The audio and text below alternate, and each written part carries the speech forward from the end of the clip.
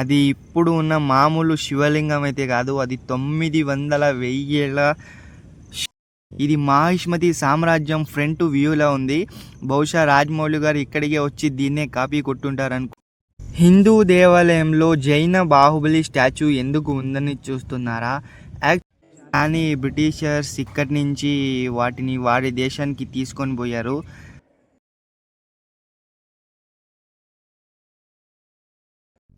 Hello friends, అందరికీ ఇంకోసారి స్వాగతం సుస్వాగతం.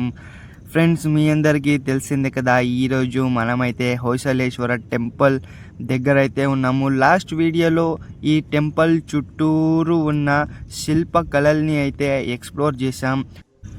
కానీ ఈ వీడియోలో ఈ అందమైన శివాలయం లోపల ఎట్లా ఉంటుందో ఇప్పుడు చూపించబోతున్నాను. ఇక చూసేద్దాం లేట్ చేయకుండా.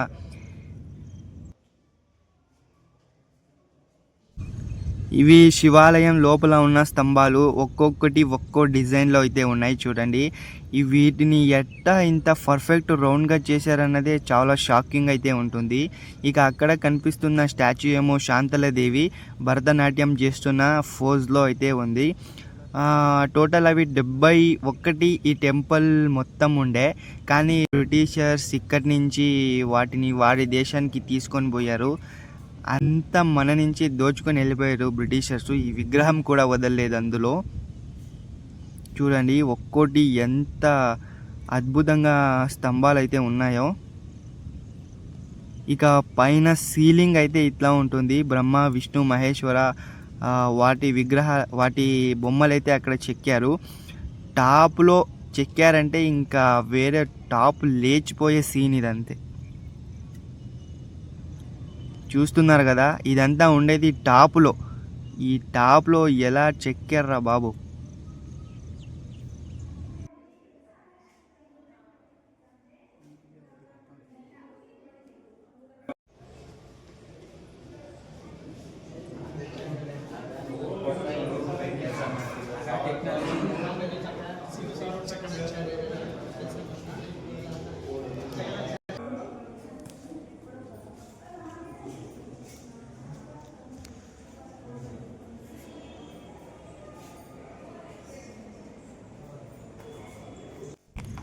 ఇప్పుడు అసలైన సంగతి కనిపిస్తుందా శివలింగం.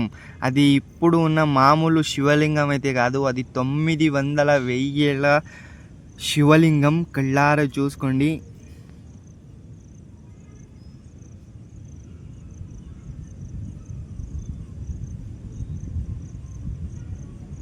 మీకు ఇంకా క్లియర్గా అయితే చూపిస్తాను శివలింగాన్ని.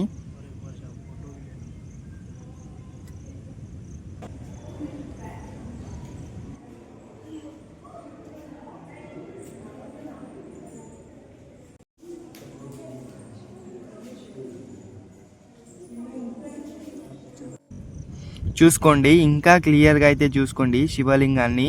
ఇది శాంతలాదేవి టెంపుల్.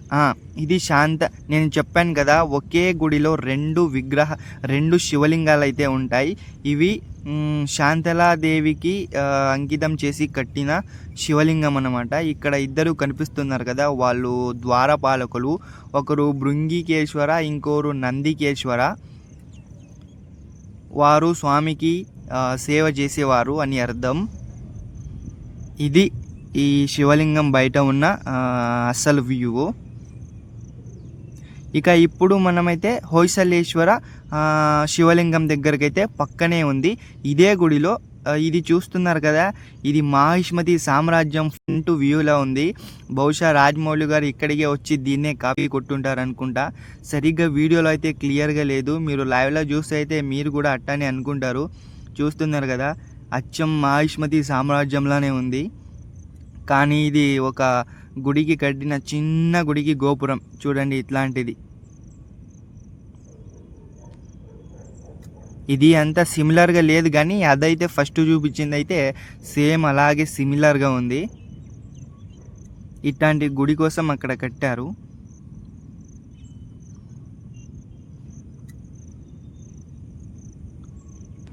ఎంత ఎంత ఆర్ట్ వర్క్ చూడండి. ఒక్కో పాయింట్ చూస్తే మతి పోతుంది అందరికీ.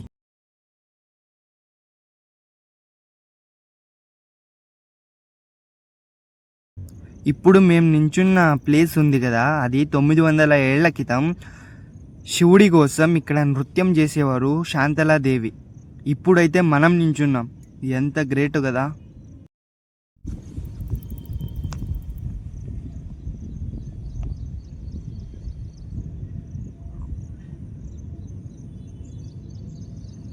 ఇంకోసారి ఆనందంగా శివుడి దర్శనం అయితే చేసుకోండి, కళ్ళకద్దుకోండి. ఇది హొయసలేశ్వర శివలింగం ఆలయం మొత్తం ఇదే. ఇంకా చూస్తున్నారు కదా ఎంత కాంతిగా ఉందో. ఇక ఆలయం లోపల ఇట్లాంటివి చూసేసుకోండి. ఇంకా క్లియర్గా అయితే మీకు చూపిస్తున్నాను. ఇదంతా రాయితో చేసిన స్తంభాలు. మీరు పొరపాటున ఏదో అనుకునేరు మళ్ళీ. మరి ఇంకో విషయం ఏంటంటే ఇవన్నీ చేతి పనిముట్లతో చేసిన ఆర్ట్ వర్క్. ఇదంతా మిషన్స్తో చేసిన పని కాదు. ఇవన్నీ స్వతహా మన పూర్వీకులు చేతి పనిముట్లతో చేసిన స్తంభాలు. ఇక ఇంకోసారి శివుడి దర్శనం చేసుకోండి.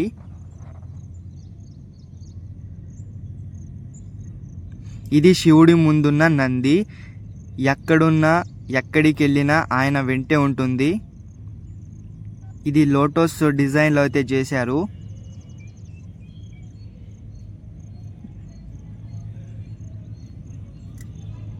చూస్తున్నారు కదా, ఇది లోటస్ డిజైన్. ఇది సాంస్క్రిట్ లేదా కన్నడ పురాతన లాంగ్వేజ్ అనుకుంటాను. ఇది బహుశా అది సాంస్క్రిటే. అప్పటి శాసనాలు ఈ గుడికి ఎవరెవరు కానుకల్ని అందించారు అని అప్పుడున్న శాసనాలు అవి.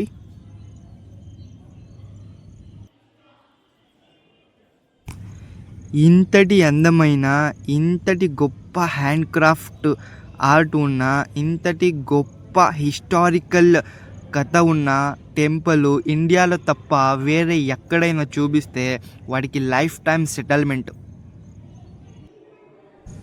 ఈ స్తంభాలు ఎన్నిసార్లు చూసినా చూడాలనే అనిపిస్తుంది.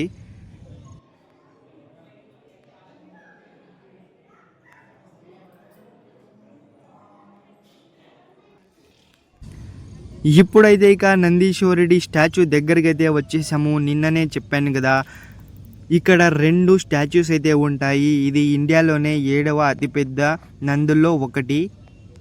చూస్తున్నారు కదా ఎంత పెద్దగా ఉందో. ఇది ఇప్పుడు వెళ్ళిన శివలింగం ఎదురుగా ఉన్న నందీశ్వరుడి స్టాచ్యూ. ఇది చూడండి ఎంత పెద్దగా అందంగా ఉందో. ఇక్కడ ఎవరో దుండగులు ఎక్స్ మార్క్ అయితే వేశారు, దేవరం మార్క్ అయితే వేసేసారు ఇక్కడ. Sorry, just for fun.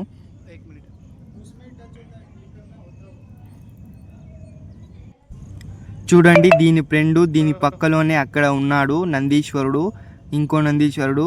చూస్తున్నారు కదా, లాస్ట్ వీడియోలో దాని గురించి అయితే ఎక్స్ప్లోర్ చేశాము, వెళ్ళి చూసేయండి.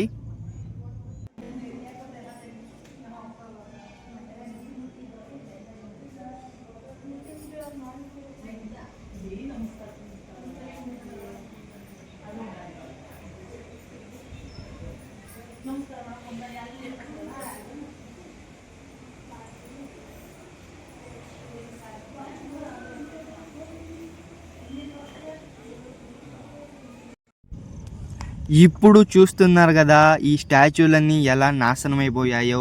ఇలా ఎందుకు జరిగిందంటే ఈ ఆలయం మీద 2 సార్లు అయితే దాడి జరిగింది. అలా చేసిన దుండగులు పాపాత్ములు ఎవరు అంటే 14th సెంచరీలో అలాద్దీన్ ఖిల్జీ, మరియు రెండోసారి మా సుల్తాన్ మహమ్మద్ బిన్ తుగ్లక్ కార్మీ. అర్థమవుతుందా?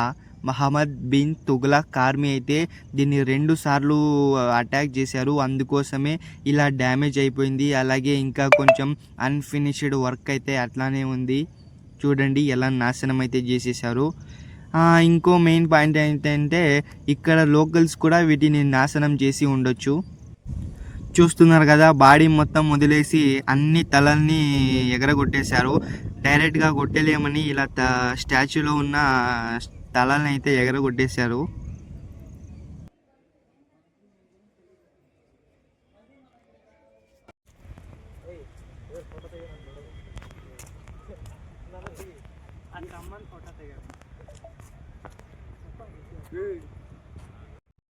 హిందూ దేవాలయంలో జైన బాహుబలి స్టాచ్యూ ఎందుకు ఉందని చూస్తున్నారా? యాక్చువల్గా చెప్పాలి అంటే ఈ గుడిని కట్టించిన రాజు మొదటగా జైన ధర్మంలో అయితే ఉంటారు. ఆయనకు రామానుజాచార్యులు వచ్చి హిందూ తత్వాన్ని బోధించిన తర్వాత ఆయన మనసు మార్చుకుని హిందూ ధర్మంలోకి అయితే మారతాడు. ఆయన మొదటి పేరు వచ్చి బిట్టలదేవ. హిందూ తత్వంలోకి మారిన తర్వాత హర్షవర్ధన అని పేరు మార్చుకుంటాడు. ఇది అసలైన హిస్టరీ.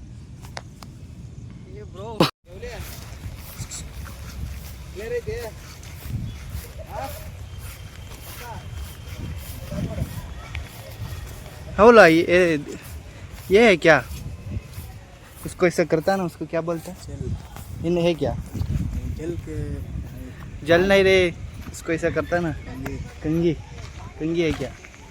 हाँ, माल ही नहीं है, कंगी कैसे रखता है? तो मैं भूल ही गए रे, सॉरी राहुल. खाना भी नहीं है.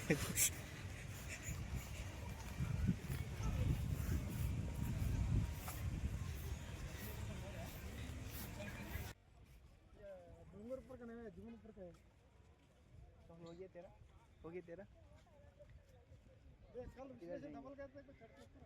सीधा उधर ही चले जाएंगे ना. ఫ్రెండ్స్, మీ అందరికీ ఈ వీడియో ఇక్కడి వరకు చూసినందుకు చాలా చాలా థ్యాంక్స్. ఇప్పుడు నెక్స్ట్ అయితే మనం చెన్నకేశ్వర టెంపుల్ దగ్గరికి అయితే వెళ్ళిపోతున్నాం. ఫ్రెండ్స్, ఈ వీడియో చూసింది మీరు ఇంతవరకు జస్ట్ పార్ట్ 1, ఇంకా పార్ట్ 2 ఫిలం అట్లానే బాకీ ఉంది. నెక్స్ట్ టెంపుల్ దీనికంటే అద్భుతంగా ఉంటుంది, చెన్నకేశ్వర టెంపుల్. ఇప్పుడు అక్కడికైతే వెళ్ళిపోతున్నాం. సో నెక్స్ట్ వీడియో కోసం సబ్స్క్రైబ్ చేసుకోండి. ఫస్ట్ నోటిఫికేషన్ నేరుగా మీ మొబైల్కి అయితే వస్తుంది.